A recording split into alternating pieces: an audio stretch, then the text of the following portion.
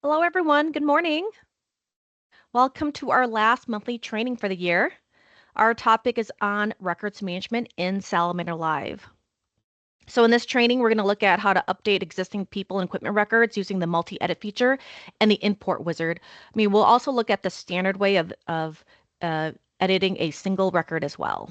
As always, our training calls are recorded and will be posted in Salamander University, as well as our Salamander YouTube channel. As we cover the content, please feel free to send your questions through the chat, or you can unmute yourself and ask. So before we dive into Salamander Live, I just want to cover just a couple different ways in which people can be edited within Salamander Live. So we're talking about people and equipment. So there's a single edit, which is editing one record at a time, and then there's a multi-edit. This is editing multiple records simultaneously. And then there's the import. Yes, you can use an import to edit existing records. We'll talk about best practices and the best way to let the system work for you. So I'm going to pull up Salamander Live right here. All right, so we're looking at editing your records, specifically people and equipment. So we're going to take a look at people first here. So in the left menu, you should see people. From here in your list, you can click on any of these records and edit them. So that's the traditional way, right? Editing one record at a time. We'll take a look at that for those that may be newer to Salamander Live. All you simply do in this case is click on the record. You'll see the record in here. And then once you're in the profile, you'll see at the top left, there's some icons. It's the very first button right here is you can click the edit button. And they'll take you into the form and where you can edit the information as needed. Now you are able to jump from tab to tab when you're editing, except if you have required custom fields. Okay, so on the people side, if you have anything that's required, and again, this is after the record has been created and then your account administrator adds a required custom field, once you access that record a second time, it's going to require you to go over to the custom field and fill that information. Okay. Once you fill that information in, then you're able to navigate through the other tabs. So that's very important. Again, the custom fields are managed by your account administrator. It's all done under the settings area down here. And again, if you don't see the settings, it's because you're not set up as an account administrator. You have to be an administrator at the top level, parent organization, or sorry, the purchasing organization at the top. So simple as that. Just click the edit button. Of course, there's the edit button next to each of the different sections you can click on as well too. So again, if you wanted to update location and contact information, you can click on that. They'll take you directly into that tab. So you have that option as well. Again, it'll require you to go to the custom and fill that information in if anything's required. So that's a single edit. Very simple and easy to do, right? So if you just need to make one change, quick and easy. Now, the other option in this case on the people side is a multi-edit. So what is a multi-edit? A multi-edit is where you're editing multiple records at one time. Now, this multi-edit feature within Salamander Live only works well if the records you're editing all have the same edits. Okay. So that's the only way that this is going to work. If they all have different edits, we'll talk about that third option, which is using the import. So in this case, let's take a look at these records right here. So in this case, you have a lot of these different records. Maybe you've got these columns in here. You'll see email, phone number, title. Again, if you're looking at specific information that you need to update or you need to add in, make sure you go up to the top right and you'll see there's an edit columns button. Make sure you go in there and add in that column so that a field pops up. So if you're looking at editing, let's say standard rate, you want to scroll down all the way down to the S's and get the standard rate. Okay, and just simply click on that column. It's going to add it over to your visible. And then once it's in your visible, you can click, drag, and drop that where you want it to go. So let's say I wanted to fall third from the end. I can click done. My columns are it's going to rearrange, and there is my standard rate. Okay. So in this case, I'm looking at these individuals right here.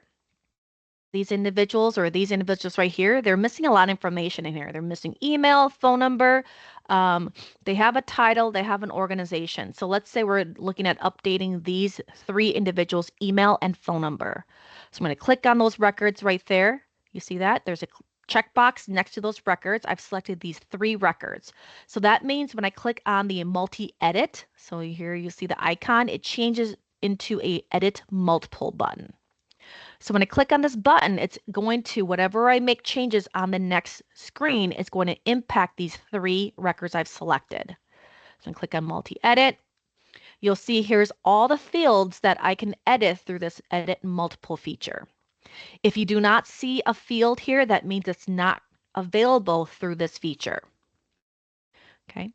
So I'm going to scroll down. Again, this is a quick and easy way if you got a bunch of people that are moving to a different department, different office, different organization. This is how you can go in and change all their organizations at once. Maybe someone got, a bunch of people got a promotion. Now you need to change their title, or they moved stations.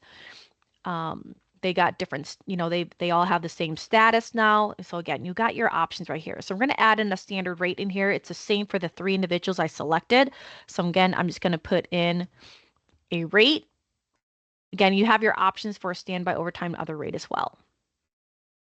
Scrolling all the way down, you got location and contact information in there, and then you got qualifications and training. So this is one I like showing because, especially for those that may have completed a training course, and you want to mark that those individuals that attended that training course get credit for that, right? That it gets marked in their record.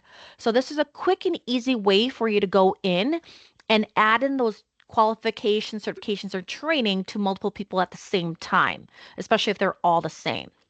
However, the only caveat to this is that if that training does not exist within your qualification and training database, that means that an account administrator will need to go into the account underneath qualification and training and create that. Okay. So what I mean by that is this right here. So if I go to the training side, there you can search for it. If you search for it, you can't find it. That means it doesn't exist. The other thing that you can do is click on the filter icon over here. If you click on the filter button, you can filter by that tier 1. So tier 2, 3, 4, 5, those are all controlled by your account administrator. Okay, so that's all done over here by the account administrator. So if your account administrator has not created any, you won't even see these other tier folders at all. You'll only see the tier 1.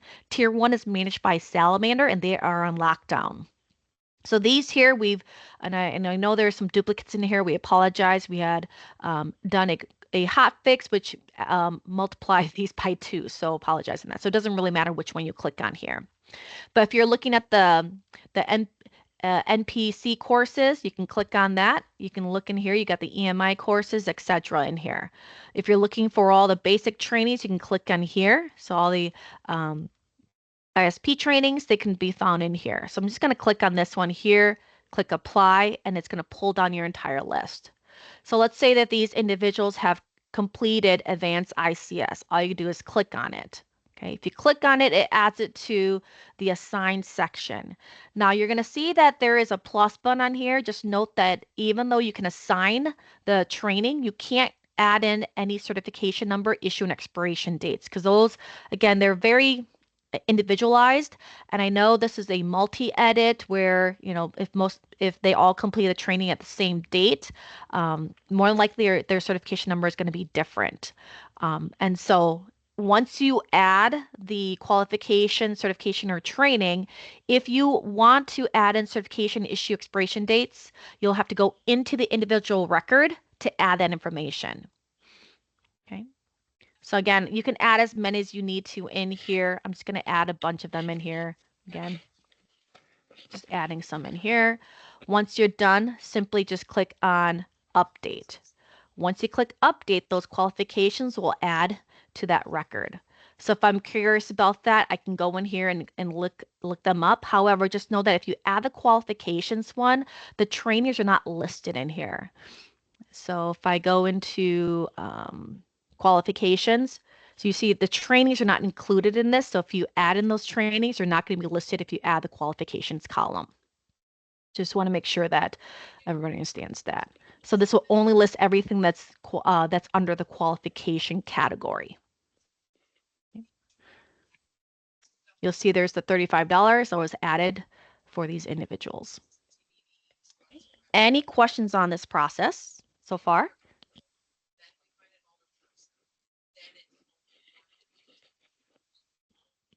No questions? All right. Well, next, let's take a look at the third option, which is using the import to edit existing records. And again, we're just looking at people here. So how does that work? Well, the great thing is that a lot of the data is already in the system. So you don't need to really keep a master copy of all your people outside of Salamander Live if you didn't want to. Okay, so the same thing, make sure that you have all the different columns that you're looking at updating listed. Okay, so again, just go up here, add in the columns. Maybe I don't want qualifications. I don't care about that on updating. These are all the information I want to edit in here. Okay, so I have all the columns I want to edit. I'm going to click done. Okay. And let's say I'm going to look at these exact same records again, these 3 individuals right here. I'm going to update their information. So again, you have your options. You can filter if you want to. Again, filtering is by clicking on the column header. You can filter. I already have a filter set for organization name. But now I've got my list. These are the 3 individuals I want to update in that import. Their email obviously is different. Their phone number is different. So this is why using an import is going to be best for this type of editing. It's because every single record has a different edit. It's not the same across the board. So all you're going to do is simply click on those records. Oh, let me clear that really quick here. Clear that one more time. Let me apply my organization filter, and then there they are. 2, 3. There it goes. 3. All right, so I've got my 3 in here. All I'm going to do is at the very top, there's going to be a report. There's a report called CSV export. This report is the only one out of all that's listed that is customizable. Every single one of these other ones are canned reports. That means that there's specific information when you pull this report that's going to appear in these reports. This one right here, the CSV export, is based off of the columns and filters and sorts that you have. I mean, all of these are going to be based off filters as well, but this one here is specifically based off the columns. So I have all these specific columns I want. If I wanted every column in there, I can go in here and add in every single column and then pull out the CSV export if I wanted to know what was filled in for every single person. Okay. Now, if I'm only looking at updating these fields right here, I can just click on the CSV export. It's going to export out those 3 records into a report. So I'm going to click on it. It's going to download it. Here's my report. Make this nice and large. I'm going to expand that. Right? So first things first, you'll notice is that the ID number is in that scientific notation. That is not us, that is Microsoft. Anything that's usually above 10, 13 characters is going to go into this scientific notation. All you need to do is click in that column, go up to the top and change it to a number. So change it from general to number so it has a format. And then just move the decimal points over because we do not want those decimal points. And now we've got the actual ID number that's associated to that record in Salamander Live. So this is very important for updating existing records, is that these 3 fields right here, so you got first name, last name, ID, and organization, these fields are required in every single import. Okay. However, the difference between adding a new record and updating existing record is this ID number right here. So Blossom Act, this is her ID number. Scott, this is ID number. And Sydney, this is her ID number. If I deleted this column, this info right here, and I'd complete this import, it would actually create a duplicate for Blossom in the system and assign her a new ID number with the same information. But again, if I put the existing ID number that's associated to her in here, it's going to update her record. So it's going to either override the information or skip the information if there's no changes. Okay. So you can't delete information. Just because I delete $35 right here, it's not going to delete $35 in her record in Salamander Live. So for deleting of information, that has to be done manually within the record. Okay, so I'm going to just undo that. So you can type in their email address. I'm just going to put in. Okay. There it is.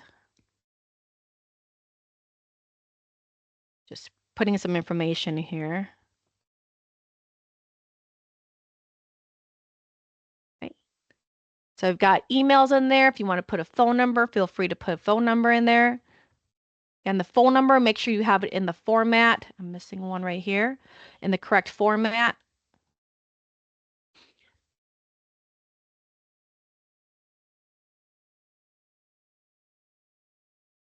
Make sure you have in the correct format. So you can put the dashes in there, you can put the parentheses in there, or you don't have to put anything. So it's completely up to you. Okay. So again, you have your titles in here. You got your organization. If you want to update the titles, feel free to do it from here. Okay. So we need to update this title. So once you're done, all you're going to do in this case is you're going to save this file. Okay, you're going to save the file. So this is going through updating any records. Now, if you have records in this case that did not have any changes to them, on your import results, you may get a note in there that the record already exists. That just means that it didn't find any changes, so it skipped all of that and just letting you know that, hey, this record exists, so we didn't do anything to the record. Okay. So I'm going to go ahead and save this, save as, throw it into my folder. So I've got a specific folder in here that I use for all my imports.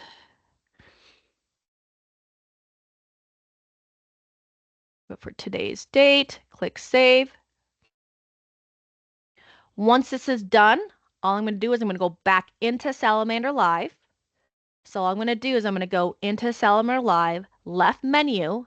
Again, this is if you have the permissions to update and update existing records, you should have this import option. Click on import and you'll see that there's people and equipment listed. Click on the people one.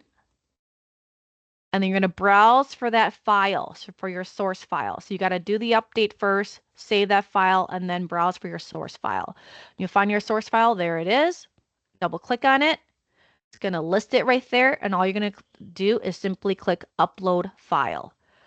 Depending on how big your file is, it can take anywhere from 1 to 15 minutes. Again, I only have 3 records, so it's not going to take too long, but you can update up to 5,000 records at one time. Do I recommend that? Absolutely not. Okay. So I have an email here. I'm going to take a look at that. My import completed. This is a perfect import right here. So you'll see in here, it's a perfect import.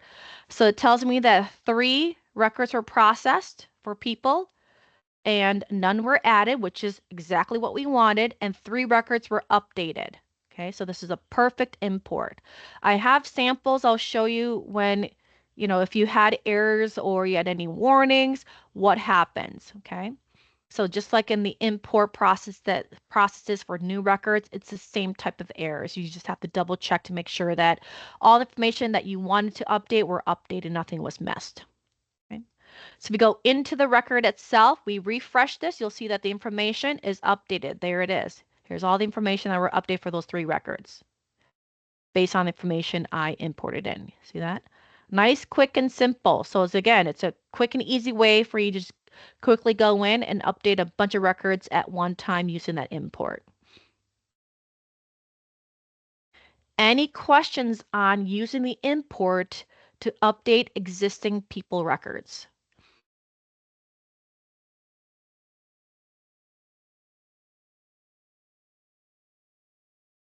Okay. No questions? All right, I'm going to clear the selection. We're going to go on to the equipment side.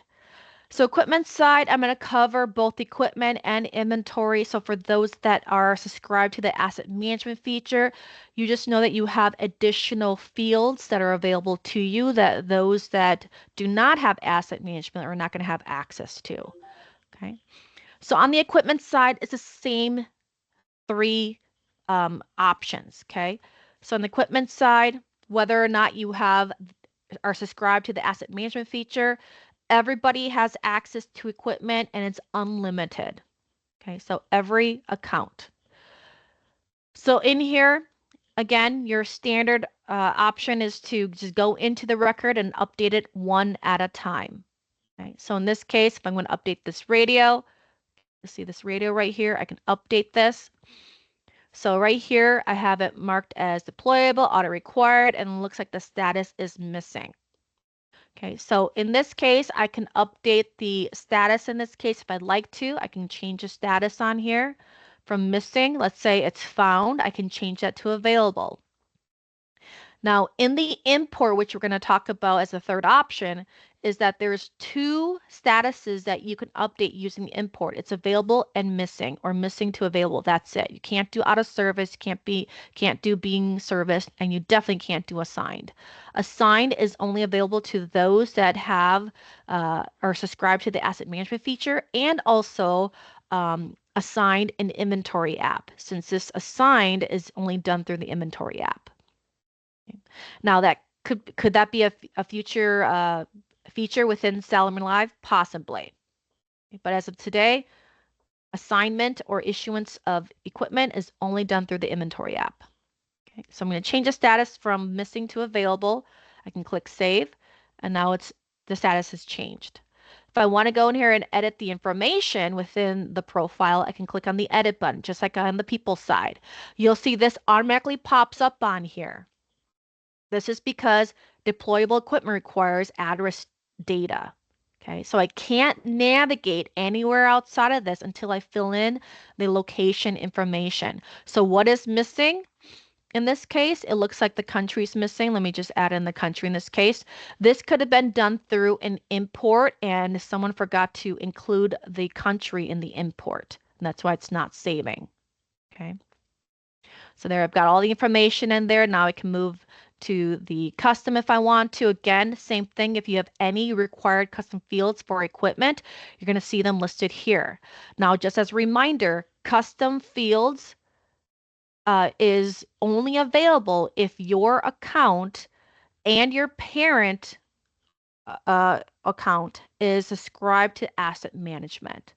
So your entire account has to have asset management. So because your custom fields are controlled by the account administrator. So for example, if you are a child organization, you're fourth generation down, and you subscribe to asset management, you pay for it on your own, and so we activate the asset management for your account. If your parent organization, so you know you're within their tree, they are not subscribed to asset management, that means that they can't go in here and set up account, or they can't go in and set up custom qualifications, which means that you don't have access to it because they can't set it up for you. Okay, so again, I've covered that multiple times in past trainings, but if you have more questions on that, please feel free to reach out and we can go through that in much more detail if needed. But again, you can jump through each of these and edit the information as needed. Now, I do want to talk about this consumable field.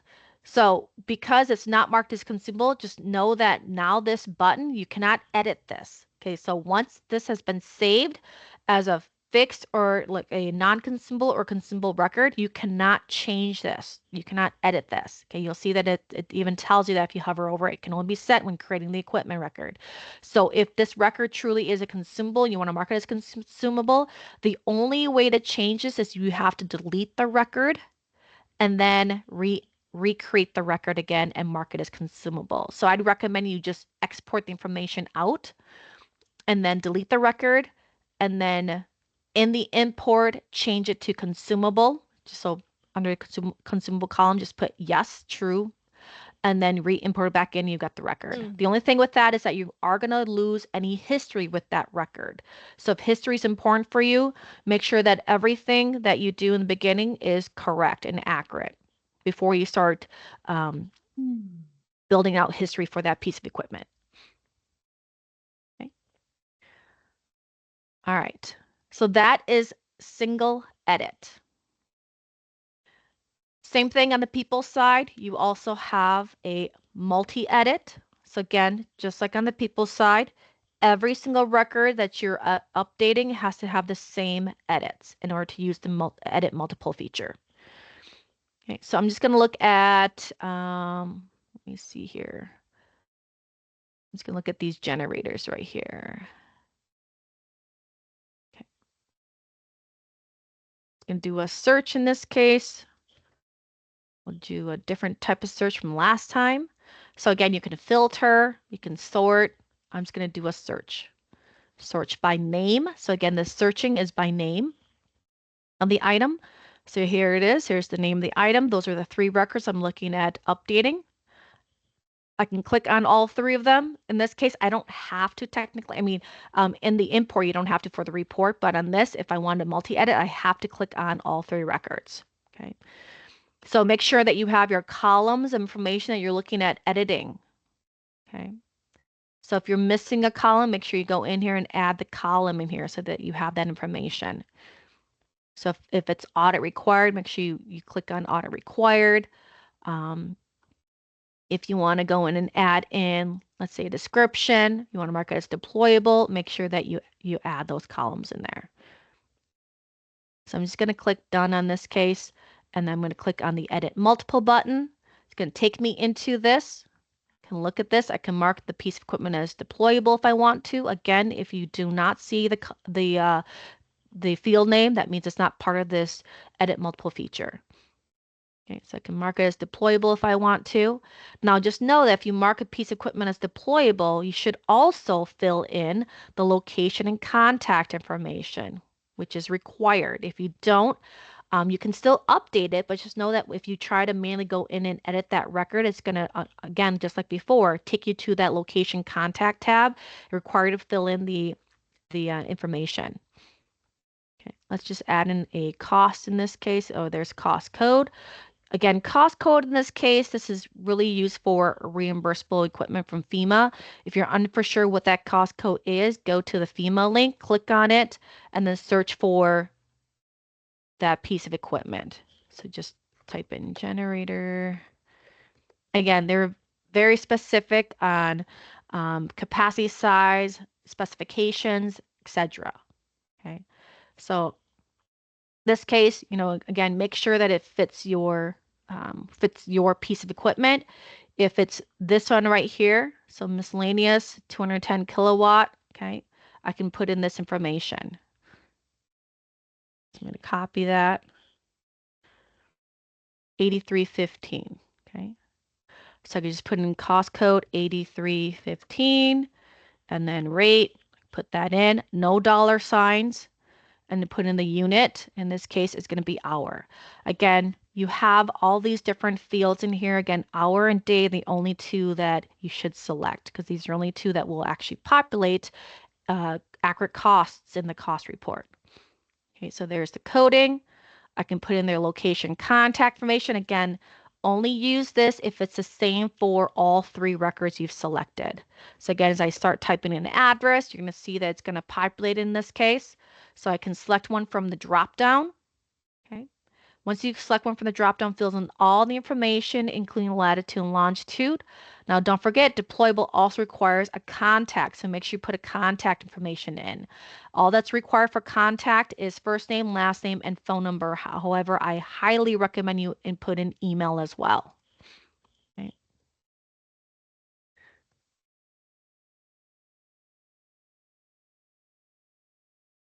And then also put in an email.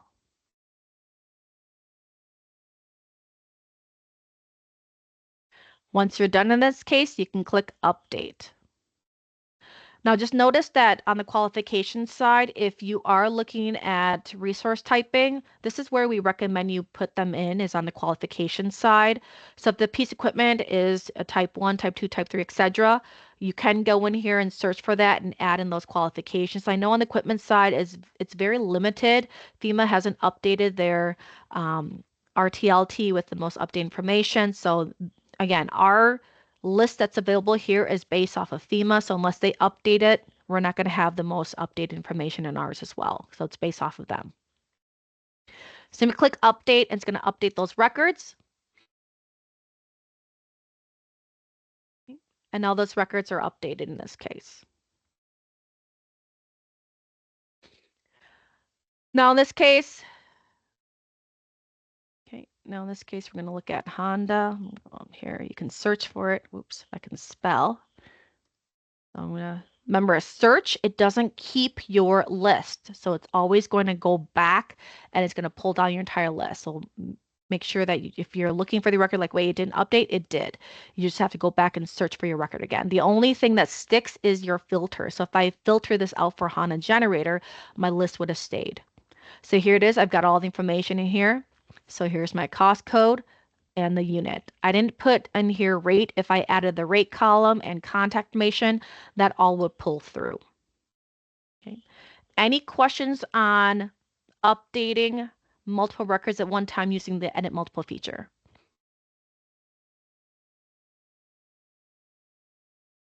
Okay. Last but not least, let's take a look at the editing of records using the import. So it's exact same as on the people side. Use the system to work for you. A lot of information in here. Okay.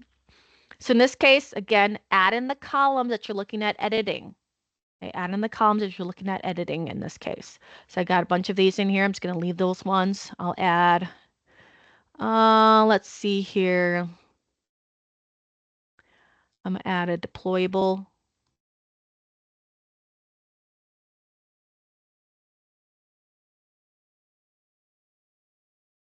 Now, remember, some of these are not importable through the import feature. Like, for example, profile image is not part of that. Print copies is not part of that. So you got to be very careful. If you're unsure, make sure that you're looking at the quick reference guides, and I'll show you where those are. Okay. If you have the asset management feature, know that you have access to all of these other fields like quantity on hand, that you can fill in information for in the import. Okay. So I'm just going to do just the one in here. You'll see that there are other fields in here like salvage value, a section. Now, those are getting us prepared for version 3 of Salamander Live. So these are not fields as available in V2. You'll see that in V3, which is coming out next year. There'll be a lot more information, so please stay tuned to the bulletin for this month. That's going to have a lot of that information in there, and some trainings that you can sign up for 2025 starting in January. So just keep your eyes open for that email and then sign up if you're looking at learning V3. So I'm going to click done. I'm going to add in that deployable in this case. Again, I have my options. I can search and filter for the records I'm looking for, okay? Or I can go in here and update the information as needed. So let me see. Let me do quantity in this case, especially for those that are. I'm going to do quantity. So here's my quantity on here, and I'm going to do. Let me see here. We'll do these records right here. So hazmat. So again, I can just filter if I want to. I'll do filter this time since last time I did a search. I'm just going to type in hazmat. I don't have to select one specifically.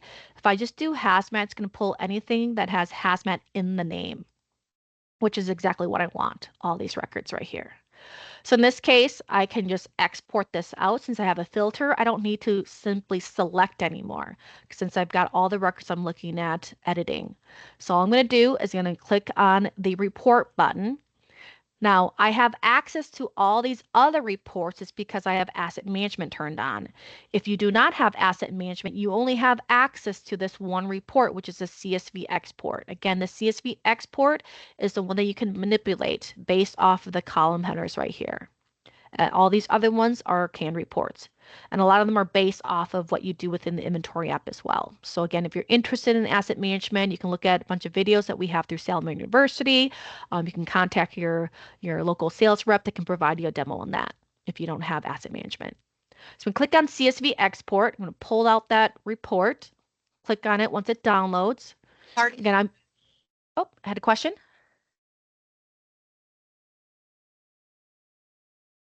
question. Okay. So pull that report. Let's take a look at that report. Here's the report. And I'm using Firefox. So Firefox, it pulls the reports at the top. If you're using Chrome, it would pop up the bottom there, or Edge. So again, here's the records. I've got 8 records I'm looking at updating. Again, you have the same thing with the ID column. So make sure that you're updating that, changing that to a number, moving decimal points over. Again, status in this case, these are all consumables. And so the status will always be available. It'll only go out of stock once your quantity is at 0. So if your quantity is truly at 0, you can, I mean, again, this case, you can delete the status column. It's not required in this case, because once you mark it as 0, in the import, once it updates it, it's going to automatically change the status to out of stock. So technically, we can just remove this column right from the import, not needed at all. The only time you would ever need that is for non-consumables where you're changing a status from available to missing, or vice versa, is what we talked about earlier. So in this case, you have your name, ID, organization name. So those are the 3 required for a equipment import. I got a category in here. If I want to pull up a category, I definitely can in this case. I have an option to put that in there if I want to. I can just put category as hazmat if I wanted to. Again, if already is created in the system, it'll just update that. If not, it'll just create a new one. Cost in this case, maybe it all costs the same. I'm just going to here at $20. Okay. Again, no dollar signs in this case. Update. They're all the same. Cost code, there's no cost code. There's no unit in this case. This is a consumable item. There's no reimbursement or anything in this case. I can delete those columns. Deployable in this case, again, it's false because these are, again, consumable items. I can delete that if I want to. And then your quantity. So this is you just going in and double check your quantity. Is the quantity correct? So you do your on-hand count, double check to make sure everything is correct in this case. If it is correct, you can just delete the quantity if no changes have made, because it's going to tell you that there's no changes for that. It's going to skip the information. If you want to leave it, go ahead and leave it. Doesn't hurt at all.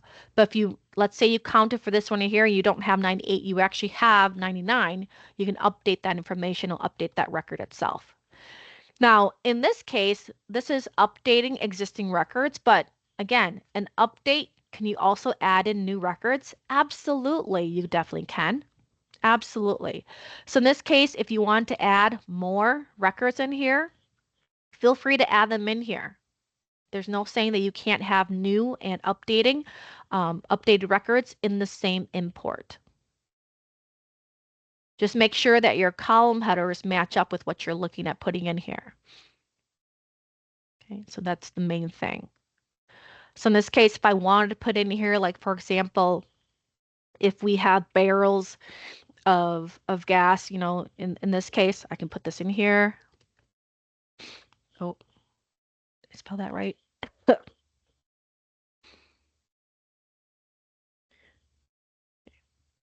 Put in here, gas. And then you could put an ID number, or you can leave the ID number blank. Just know that if you do leave it blank, it is going to actually, going to fill in, and it's going to auto generate an ID number. Okay. So just making sure that you have that information in there. If it's a plastic drum, etc. Okay. Make sure I spell that right. I'm going to leave it blank so it auto generates an ID number. Is it the same organization? If it is, just copy paste it down. If not, make sure you do the correct organization. Okay, what is it? Was it under for category? Okay, how much is the cost? Again, we're looking at cost per gallon. If I want to add in that consumable column, I can add that back in. If you're unsure about what columns you're able to add in here, make sure you review the guide. Okay, let me add the guide in here. Let me just go in here like this. So there's a specific guide in here. If you go to import, click on equipment, there is a guide here that you can look at the instructions. So an instruction in this case, I'll make it nice and large, scroll all the way down. Here's all the column headers that you're able to have. Okay. You bring food every day. What are we supposed to not eat the things we like because you have? Okay. So in this case, you have consumable. You can go through and double check to make sure you have your consumable. There it is, consumable. It's one letter. Or you can, I mean, actually, it's one letter, but it's, again, you can type in yes, true, no, false. It does accept those as well. So we can just put in Y or T in there and it'll accept that. Okay, so if you're unfamiliar about this, just make sure that you review this, okay? So I'm going to fill out my form in this case. Find my file again. There it is, consumable, yes. Quantity, how many barrels do you have? Okay, so put in here, I've got 50 barrels, or I'm sorry, quantity 50, and what is the cost for those barrels? You can put that information in there. Okay, let's do some math real quick here, just to make sure we try to figure it out correctly. Okay, so in this case, each barrel, let's say it's $175. Okay, so there it is. This is a new with an existing. So all I'm going to do is I'm going to click save as a file, find my file, throw it into my folder again. Desktop or files, there it is for today's date. Save it, and all I'm going to do is I'm going to go into Salamander Live now and complete the import. So I go to Salamander Live. I've got the import wizard already up. Click on the file or browse to find the file. There's my file. Double click, upload file, and then click done. Again, you receive the email within 1 to 15 minutes. Okay. I can go in here, double check to make sure that my import imported. So here's my import. This is a perfect import again. So it processed 9 records. 1 was added and 8 was updated. You guys see that? That's a perfect import. That's what we want to see.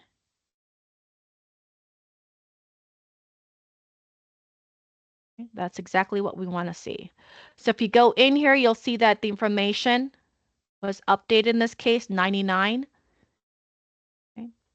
Was updated here. If we want to add in that barrel, I can look it up.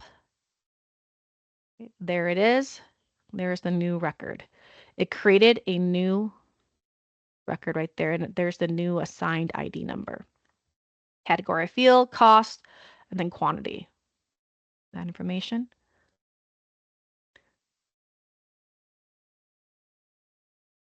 Any questions on what we've covered so far for people and equipment? That's the last of it on importing. Import's very powerful. It just allows you to do so much. I prefer an import because it's nice, quick, and easy. I can see all the information on one page versus needing to go back and forth between records. But again, you have your options. You got, if you're more savvy with Excel, you can work through Excel. If you're not as savvy or you only have, a single record to edit, using the single record edit feature is going to work just fine for you. So any questions?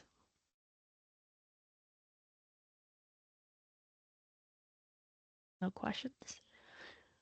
All right. So where do you see the resources if you're interested in learning more?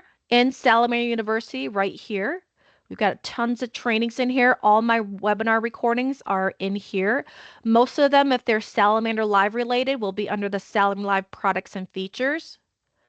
If they're solutions focused, they'll be in the Series 6 right here. Okay. A lot of these will be updated. You'll see these changes in the version 3 of Salamander Live.